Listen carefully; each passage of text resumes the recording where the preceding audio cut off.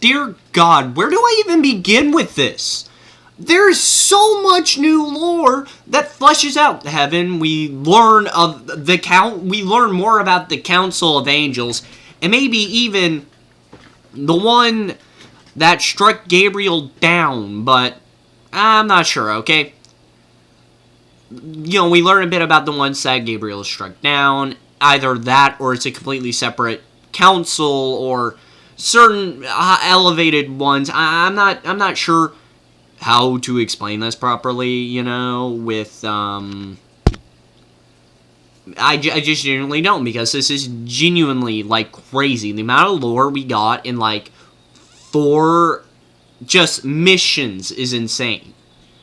Because, I mean, during the Ultra Revamp update, we didn't really get a whole lot of new lore. We just got a lot of things that confirmed others, while also getting hints at what was to come. And that was still like an hour-long video.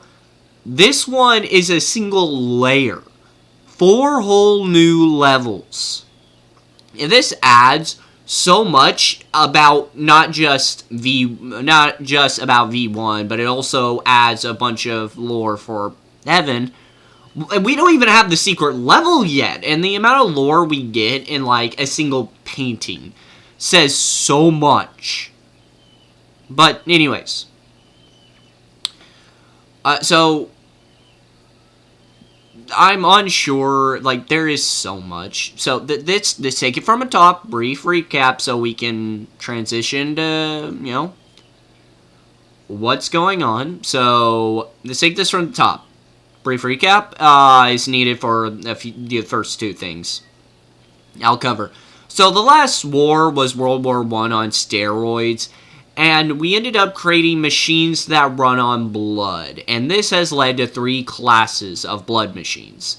The first bit of new lore is more of a OS system, Smile 1.0. And whether it's a class or a classification of blood machine, or if it is a operating system, is unknown. But still. Smile 1.0 is a class of machine that doesn't take a whole lot of blood and is what needs to be, you know, and it is so easy, even a single person can fuel it with 0 adverse effects. And it was used with most of the earliest type of blood machines. And overall, it's not really good. Its flexibility in doing basic tasks are basically none at all, if even that. And overall, is meant to be used more than any of the others because it is genuinely the safest. Then there was Smile OS 2.0, which was more demanding, but it was more demanding of blood. And it was a good machine. But it's better, the only way to really fuel it was to take a small population regularly to keep the machine running, but it is flexible and able to do multiple tasks without 0 adverse effects outside of, you know, the people being killed to get the blood. And its use case is only if absolutely necessary. Now, with the nocturnal system, this is what we are. This is the pinnacle of blood machines, the best of the best, and is quite literally unsustainable, and is a self-adapting. Its limits are absolutely unknown, and the use case is never. This is what we have to be, given everything we know about V1 and V2, has to be us. What we use, but anyways, a brief explanation for that. And I will say, I really do like a OS kind of system, but I do feel like there's definitely a lot more of this is a class. If you're a 1.0, not really the best machine. You know, you got the 2.0s where you're like, that's probably most of the basic machines we see now. And then you have the 3.0, or Nocturnal. That's what we are. That's not I have a theory. No, this is definitely what we are, given what we know about V1 and V2, and given what we see in gameplay alone, more than enough says, hey, this right here, Nocturnal. Unless there is a machine above us, and if so, I'm fucking scared, man, to see whatever the fuck that thing is. But, anyways. So, yeah. What happened, and we actually get a brief explanation what happened right after the final war, but before the new peace. After the sun got blocked out and the Earth Movers lost their main power source, most people worked together despite the lack of resources. You know, deactivating the Earth Mover and taking what they could. Now, they used what was left and enough people giving just enough blood to get it running to contact other groups to rebuild humanity, okay? Which I really do think is an interesting ideal that we get to kind of get a little bit of insight into post-Great War, but new peace, because we don't really know a lot about that little area. I feel like this does give us a good chunk of, even though a bunch of people, we hated each other for years, just us having a common goal made us drop all previous biases and notions, just so we can work together, so we can live just that little bit longer. I really do think it's a fun ideal. But yeah, now on to some of the crazy shit. We get to see God. Yeah, I know, I'm in fraud, and we get to see the man. It's the moment after he made Earth, and it's just crazy. He looks like a eldritch horror, which I really do like how Hikita decided of all the things to make God in this sense look like. He chose a eldritch horror, which I really do think elevates kind of the ideal he's going with, because you could remember in the Testaments, at the end of each secret level, we get a little bit of lore, a little bit of insight into God. And he is a flawed being. So giving him this eldritch form that isn't perfect definitely does elevate the idea.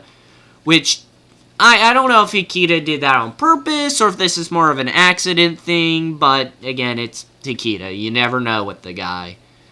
Again, motherfucker crashed out over V1 having a womb because of a mistranslation of words. So, don't know with that man. But in the room right before that, this is where we get to see the archangels, all of them and their names. One is crossed out, and it's 100% Lucifer, no doubt in my mind. We get to see them, and the last, we get to see them and their titles. Gabriel, God's will. Raphael, God's strength. Michael, God's wisdom. And last but not least, Phanuel, God's patience.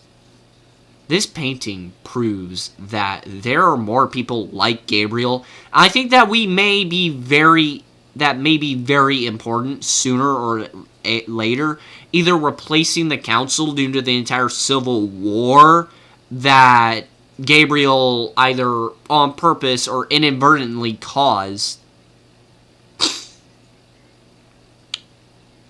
And, they're being killed by those who are left, out of fear of Gabriel, of course. Has already done that, and who knows, we will get to know that much later. Much, much later. This year, probably. But anyways, this single painting proves that we know a fraction of what's truly going on in heaven.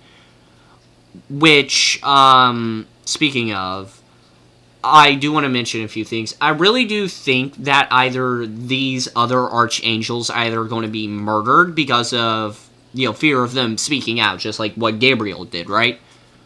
That, or they're going to become the new council, or we're going to kill them, in, 8-1, or, no, 9-1, right? I think it's 9-1. Just generally killing them in, heresy, I think? Hold on, let me check real quick. So I was wrong, it wasn't heresy, it's, treachery, right? Treachery, yeah, I really do think we'll see them in treachery.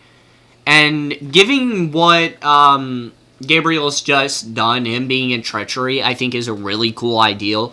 Which is why I definitely think we will most likely see Lucifer down there. Because, well, he wasn't even being treacherous. God was treacherous to him. Seems like a ironic punishment, which, I don't know. Hell is sentient, and it seems like a thing hell would do. Anyways, we get 2 whole new enemies relating to angels. The Powers. Self-proclaimed children of Gabriel. Or, as my good friend Sanity calls them, Gabrielas. Anyways, Powers are really a super interesting concept. They're not completely formed angels at all. Almost fully. That's the key word, almost fully. But they're not. They carry around a gauntlet that is practically useless, but makes them look like fully formed angels, like the ones they want to be. One day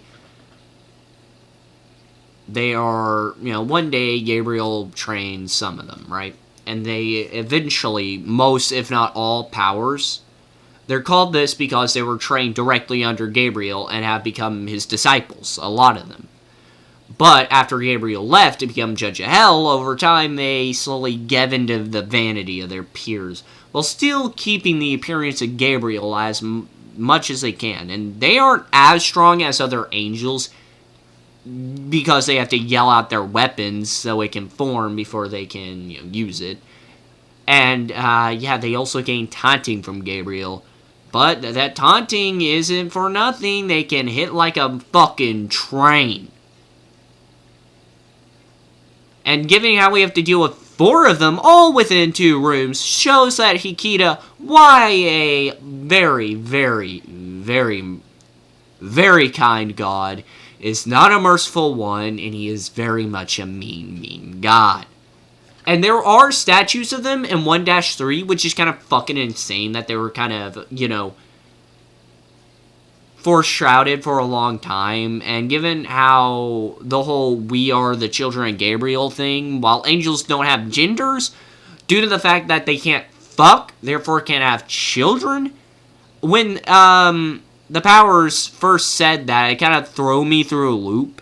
I had to check the terminal, which kind of cleared it up. Which, not the brightest, but yeah, the Powers I really do think is an interesting idea. Because their terminal really does give away a good bit of lore, and the next thing really gives a shit ton of lore. But, Powers are a really interesting concept because it kind of proves a point that Gabriel was extremely influential, and the fact they are coming here to kill us instead of going that, dethroning any council member that's left, especially given how they are the disciples, like the direct people under Gabriel. I don't know, it's just something I think about. It's like, if I was one of them, and I saw Big Daddy kill the entire council, and there are like a few left, I don't know, I'd go up there and finish the job with the rest of my buddies. So far we fought 4 to 5, maybe 6, give or take.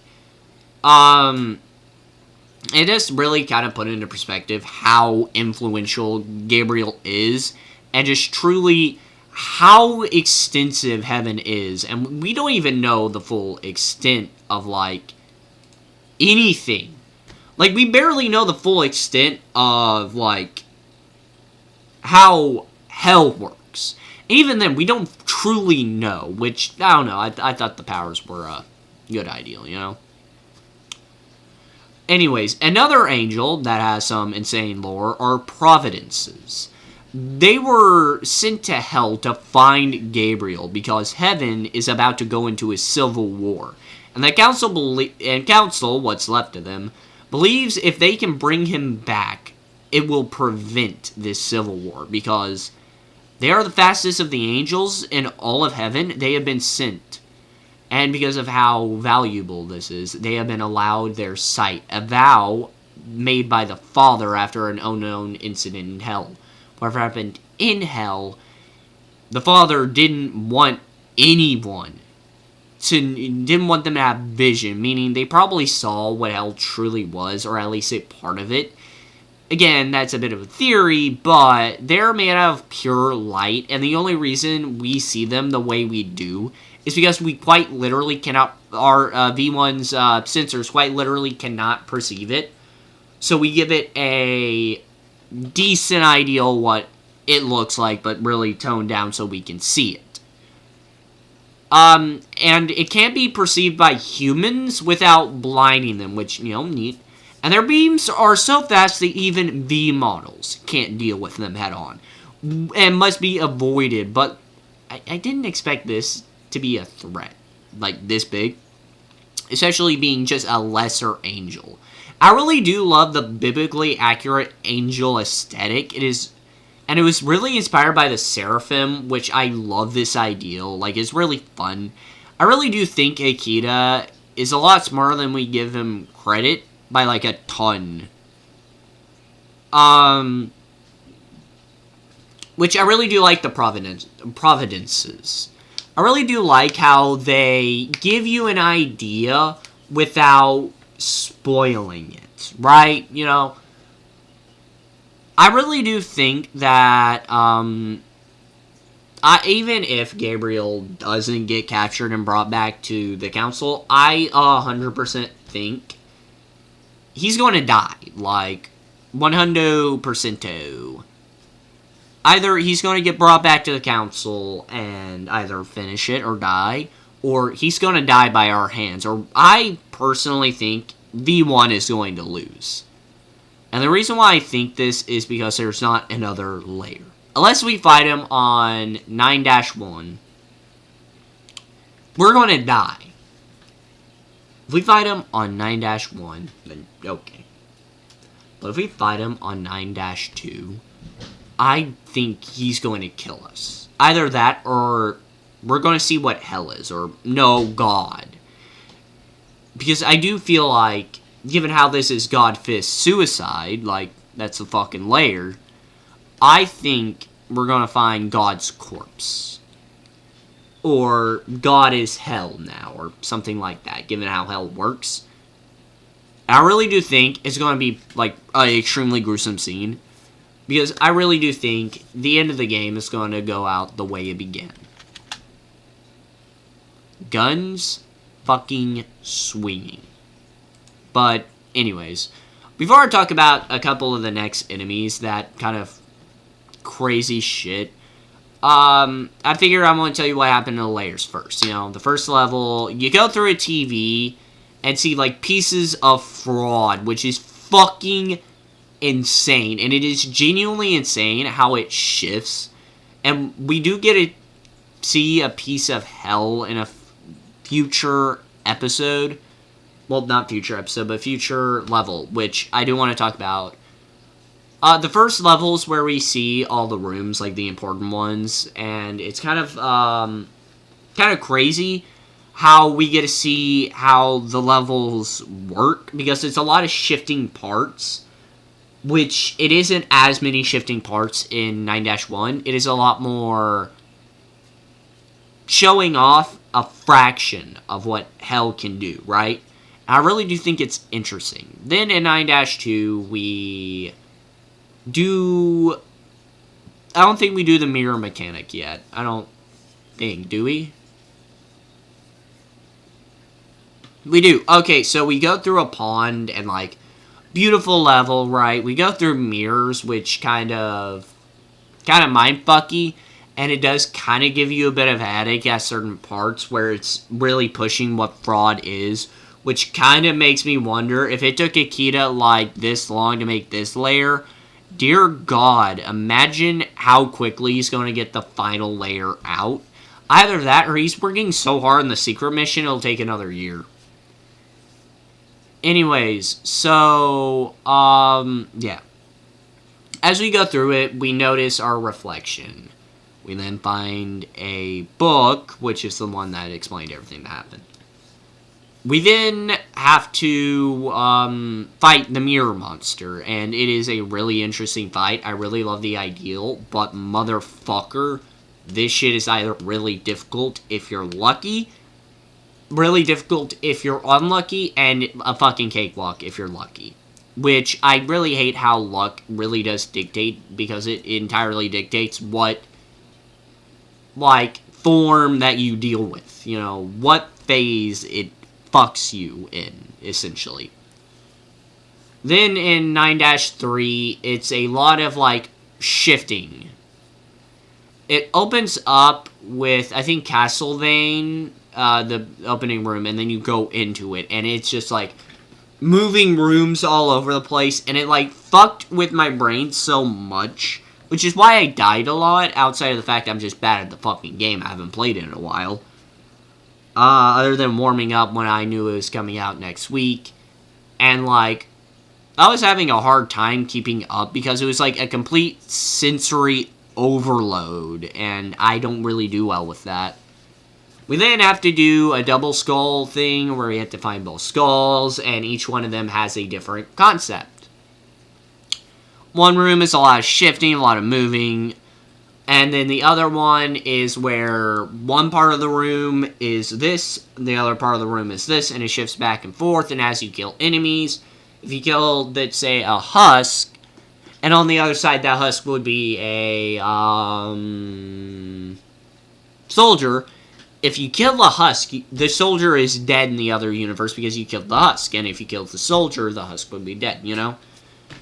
Stuff like that, which I really think is a awesome ideal. I don't know exactly how Hikita programmed that, because I don't know, something about that feels like a really difficult thing.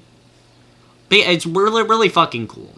Then we have to do a dual fight, which is a red and blue version of enemies, that you have to kill both of them at the same time, otherwise you have to, one of them will revive for a brief period.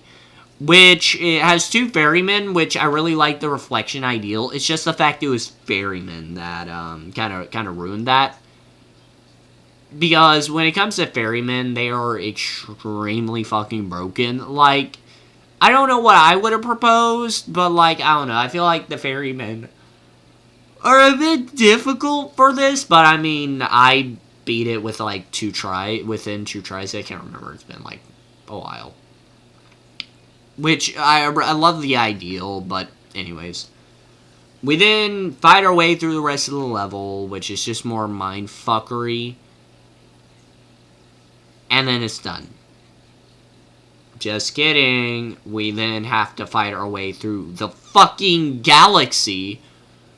Which, this part definitely gave me a bit of, like, made me feel sick a little because of all the shifting movements, man. And in the part with the Gutterman, God, that was fucking awful. My brain was genuinely, like, fried. And then we get to the final level, which we fight a fucking dragon. Yeah, we fight a fucking dragon. After we kill it, it dies, and this was all a show. And then we leave on our way to Treachery to finally face off against Hell, Gabriel, Lucifer? Who's to say?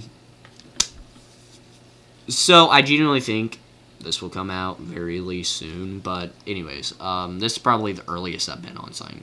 Anyways. So, this dragon, or Garion, this thing is a supreme demon, and this thing has not been like the others. It's been actively hunting down sinners.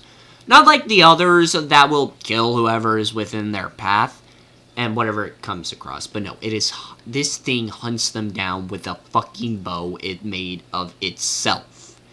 And it was the first... At first, it was genuinely thought to be like a failed experiment by Hell. But this single being is controlled by multiple minds put together, which is a actual fucking hive mind, which is kind of cool. It gives me like some Tyranid vibes, you know? And they all manage to work together, which is kind of fucking insane. And they can't even communicate. Their shared hatred of sinners has led them to work in perfect harmony. And a theory from the Terminal states that they're hunting sinners to free them from the agony, which is true, is very, very fucking sad. And it's one of the very few demons that are genuinely good. This demon is also strong as fuck. It definitely took a fair bit of time of me to actually beat it. Overall, now an enemy that is actually kind of crazy as the Mirror Reaper. Due to its whole shtick and ability to manipulate the layer itself to some extent, there is nothing known about it. Even its punishment is unknown. Which, it turns out, this is a recreation. It turns out that the Layer 8 is a recreation of the New Peace Society, which is kind of insane how quickly the world kind of fixed itself to some extent. But being in fraud too long can actually cause you to have a sensory breakdown as your mind literally folds into itself from being there.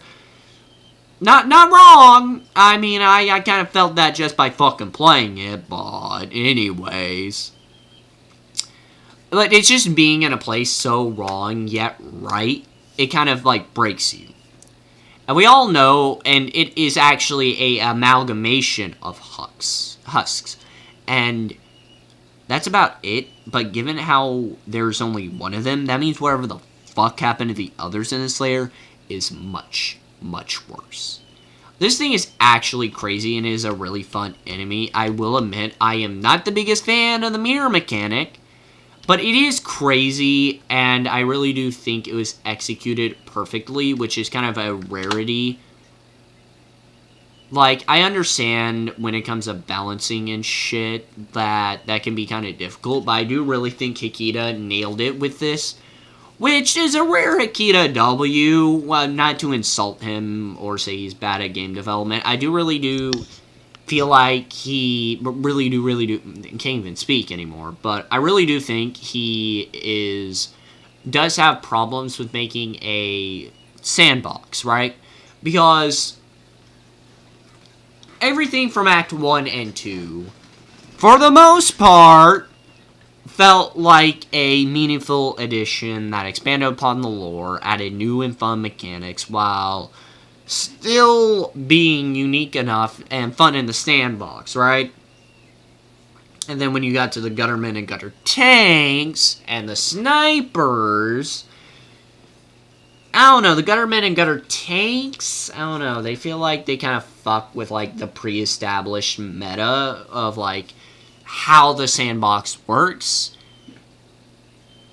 But outside of that, I mean, it's okay, but I feel like them adding the Providences and the powers especially, need to be used in a particular way, and to be fair, they aren't really that engaging when it comes to the sandbox, right?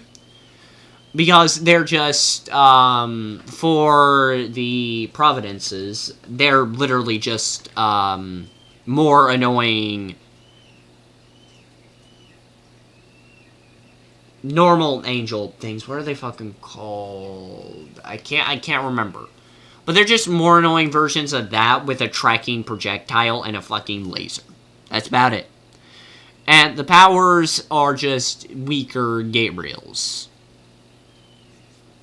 I'm not a fan of having, really annoying mini-bosses being mandatory because it is just generally annoying. But I really do think Akita, at least with this, definitely balanced it. But to be fair, since it is a boss, it kind of gets that easy treatment. Now, a thing he added to the sandbox I do really think is good, and actually adds a meaningful addition while making Guttermen and Gutter Tanks a little annoying, is the new tree things, Death Catchers. These things grew naturally on accident, and Hell saw this and made their own, which they kind of fair. Seeing shit being made not by you, Hell said, hold my beer, I gotta make my own. And these things are so, filled with malice. Their shells are quite literally cracking with it. These things actually have a bit of a sad lore because of this. They can't show love. The love they were never shown. And in an evaded attempt to protect those in their vicinity, they bring them back and they copy them, puppeting around their dead body, pretending that they are still alive, which is just sad. Hell has created many horrible things, and yeah, these are the new enemies to spice up the layer, which is kind of fucking cool. It actually made me feel pretty sick, especially with the whole movement stuff. And the rotating camera, I had to take a couple breaks during my original first playthrough. You guys gotta saw my second of this layer. Like, it is awesome, but yeah, this has expanded the lore of V1, the operating systems, in a really interesting way. I like how this gives machines a more standardized way to tell how machines work, especially with the new pieces, you know, and giving us a bit more of the lore, the in-between period between the final war and the new piece. In the early days, which is kind of crazy, especially, like, I enjoy getting early days lore. But I feel like while we have lesser, greater machines, I really do think giving them the iOS, Smile 1, 2, and Nocturnal really does give in a perspective like, hey, this is a greater machine, but it runs on to Smile 2.0, so it's not as deadly. Or this is a lesser machine, but it's running on 2.0 or Nocturnal, you know, stuff like that. That does kind of put into perspective that they're not standardized. Whatever AI you put in the bastards is what's going to determine whether they kick your ass or not. And I really do like how not knowing that Gabriel almost started a civil war is kind of insane, and we only learned this in Fraud, which is... And I do have a massive theory that we might fight Lucifer at some point, given the whole fact of him being scrubbed from the painting, and I really do think it's him. And Gabriel's last fight is going to be fucking awesome. But I do think, I really do think that it will come out later this year.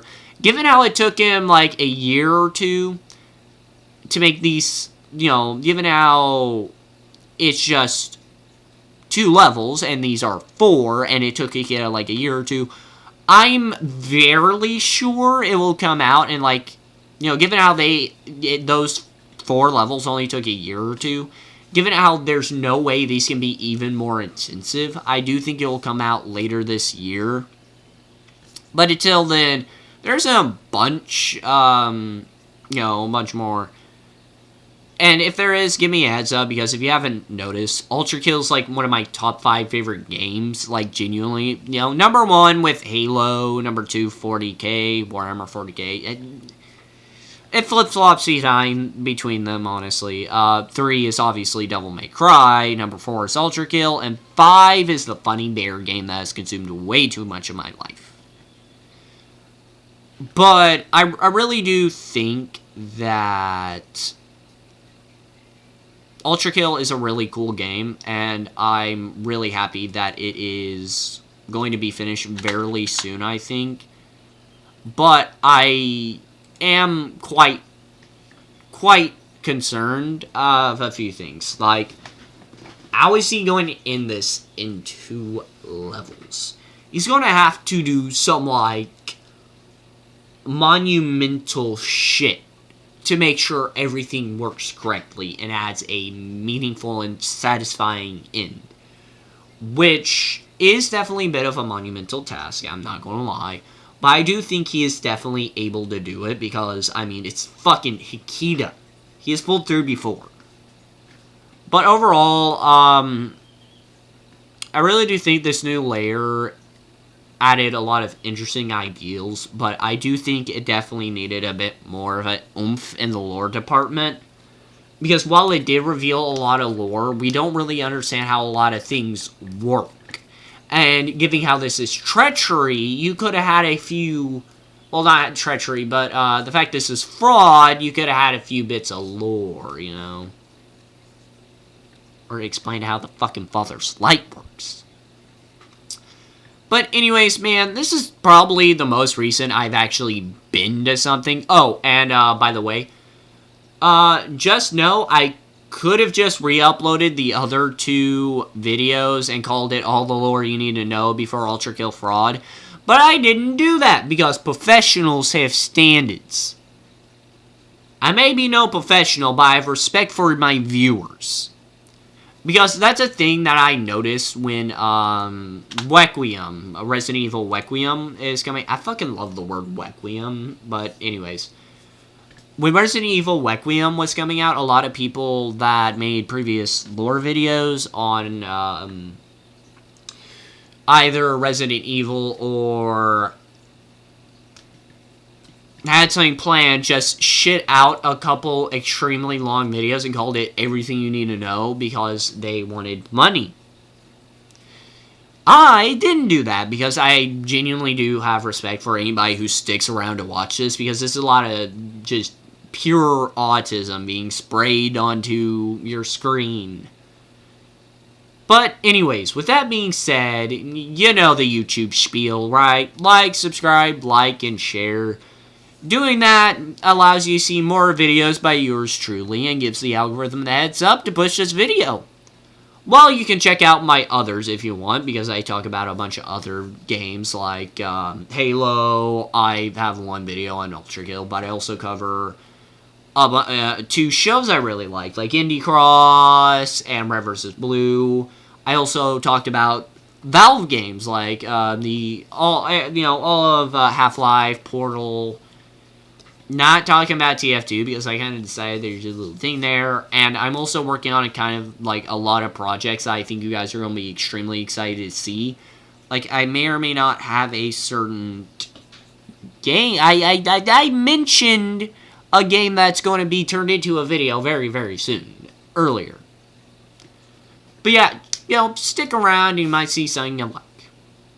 And if I missed some stuff, or there's something you wanted me to mention, comment it down below so I can check it out. With that being said, that's Loremaker, signing off.